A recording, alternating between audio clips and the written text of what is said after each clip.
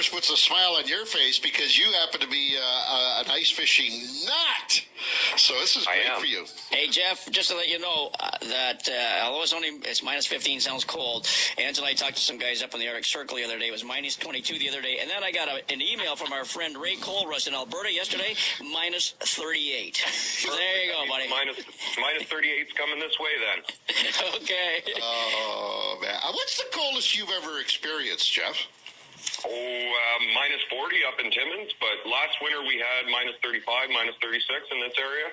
Wow. You know, when you get into those numbers, when you get into the double-digit numbers, especially, beyond 20, it's kind of like saying that if you have a car accident at 140 kilometers per hour, it will be different results than an accident at 200 kilometers per hour. Right. It's all, once you get up to it's not much. Once you get to a certain point, it is cold. So true. Now, Jeff, I know you're a crazy ice fisherman and avid outdoors person as well, but you do a lot of snowmobiling in your area. Tell us a little bit about the whole lifestyle up in your neck of the woods. I mean, it's absolutely fantastic. Right now we're sitting with about 15 centimeters of snow. Like I said, it's minus 15. We're making ice. It won't be long now before guys are drilling holes in the ice and getting their snowmobiles ready.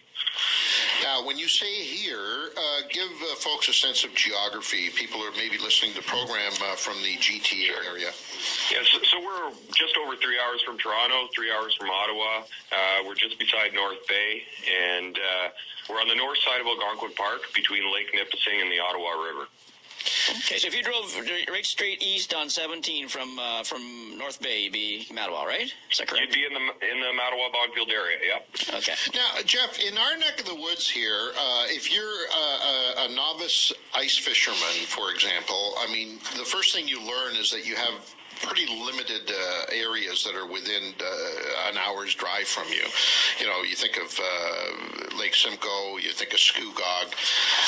Give the folks kind of a sense of the opportunities for ice fishing up in your area. And I don't think you profess to know the exact numbers, but how many lakes would you have access to go ice fishing?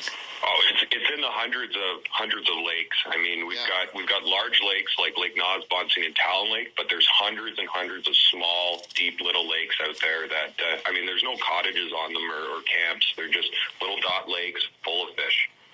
And they're hard to access in the summertime, Well, right? I was going to say, some of them only have access in the wintertime. Right. That's right. By snowmobile or by snowshoe, that's the best way to get to these lakes. It's the best time to fish in the winter. Now, some of these lakes that have very poor, if any, access in the summertime hold the little gem that we all know as the brookie, speckled trout. And that happens to be one of your favorites as well, right? I love fishing for specks, and it's those smaller lakes. It's those lakes that are generally harder to get to. That's where you find those elusive 2 to 3 pound specks, the ones that don't fit in your frying pan.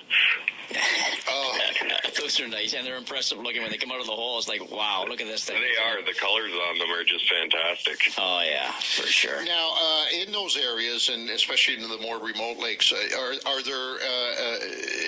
there any preparation that an angler, for example, somebody listening to this program right now says, I want to go experience some of that stuff. Is there any place that they can call or get more information on conditions and that kind of thing?